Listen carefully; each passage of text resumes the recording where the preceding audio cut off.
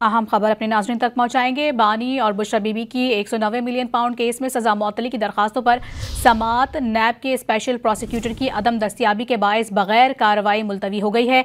अदालत ने रिमार्क्स दिए हैं कि नैब को आखिरी मौका दिया जाता है वरना डीजी नैब को तलब किया जाएगा। आपको बता रहे हैं इस्लामाबाद हाई कोर्ट के चीफ जस्टिस और जस्टिस आजम पर मुश्तमिल डिवीजन बेंच ने इसकी समात की।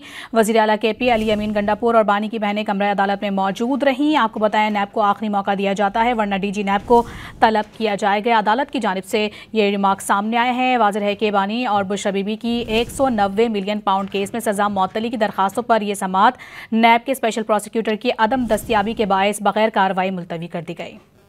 वज़ीर आला KP अली अमीन गंडापुर और बानी की बहनें कमरा अदालत में मौजूद रहीं। आपको बताएं नैब को आखिरी मौका दिया जाता है वरना डीजी नैब को तलब किया जाएगा। अदालत की जानिब से ये रिमार्क सामने आए हैं। वाज़ेह है कि बानी और बुशरा बीबी की 190 मिलियन पाउंड केस में सजा मुअत्तली की दरखास्तों पर यह समात नैब के स्पेशल प्रोसिक्यूटर की अदम दस्तियाबी के बायस बगैर कार्रवाई मुलतवी कर दी गई।